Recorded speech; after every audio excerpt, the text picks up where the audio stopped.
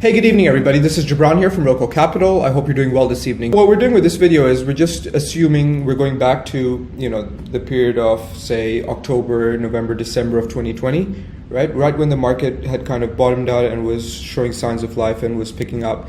And let's say you'd enter the market to make a purchase, right?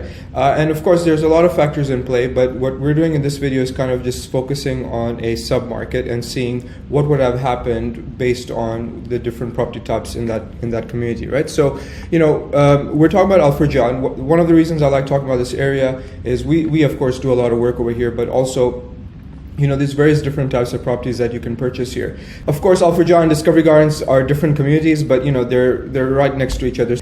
So as you can see on the top right of your screen, there's Dubai Marina, and then here in purple is Discovery Gardens, and that's where you could assume that back in 2020 you would have gone and bought either a studio or a one-bedroom. Or you could have gone here in this area, which is in green, and purchased a villa, right? Say a 3, 4, 5, or 6-bedroom villa. You could have come here and purchased a townhouse, right? A 3-bedroom townhouse, or you could have come and purchased a plot of land. So these are your three options, and based on that, this is what would have happened. So if you look at this chart over here, we're looking at 6 property types that you could have gone and purchased in late 2020. So we had a studio or one-bedroom you could have bought in Discovery Gardens. And I really like Discovery Gardens as a parameter. It's been around for quite some time. The other property types we could look at over here is the land, which is around 6,500 square feet. This is raw land, which you can then buy, hold, or then eventually develop.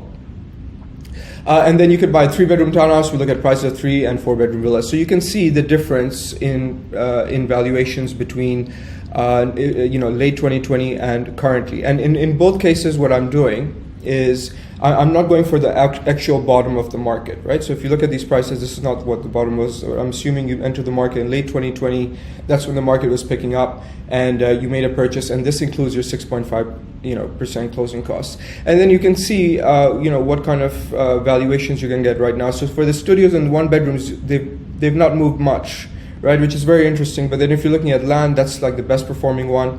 So all these valuations I'm giving you are quite conservative. And then 3-bedroom villas, you can see the difference. That's gone up around 17%. 3-bedroom townhouses around 16-17%. 4-bedroom villas turned out to be the best performing property type. There were some amazing buying opportunities that happened in late 2020. So anyway, the other thing that I've actually marked out here is the yield when you purchased it, right?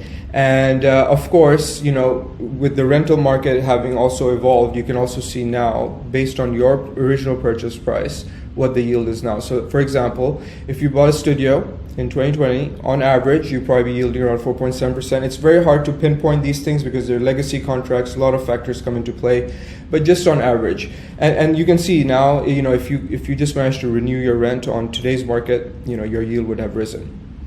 And that's true for everything else here. The other thing that's interesting here is look at the service fees, right? So look at the service fees you're paying in Nakheel Al Furjan for a 3-bedroom townhouse, and this is 3,000 square foot built up, right? And you're paying around 3,700. Look at what you're paying for the studio. You're paying 7,000 dirhams.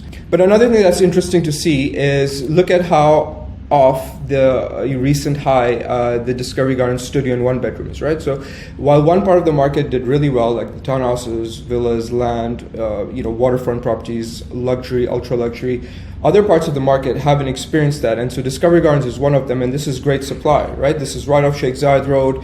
It's one of the few communities in Dubai that actually touch a metro station. It rents easily. It's low rise. Parking's not an issue. So these are a lot of the advantages that come in. And so now investors who were initially thinking of, putting in more money, maybe potentially by getting a mortgage, they're not necessarily not going to buy, but they might just end up buying something cheaper. And then these are the kind of properties that then tend to hold their value. And of course, we can see it's been well documented. Rents are rising, right? And so, if people are going to buy less, they're going to rent more. And so if people are going to rent more, yields will rise, and that communities like this are going to see a rise in yields. And then what happens, right? So if you look at a chart here, and this is kind of a look at prices of studios in Discovery Gardens, and we're looking at a high and a low, right? And this is just studios, and then the bar here is the yield. You can see here, you must have heard stories of people buying studios in Discovery Gardens at crazy prices. One of the reasons they were buying at those kind of prices was look at the yield that was being generated at that point in time.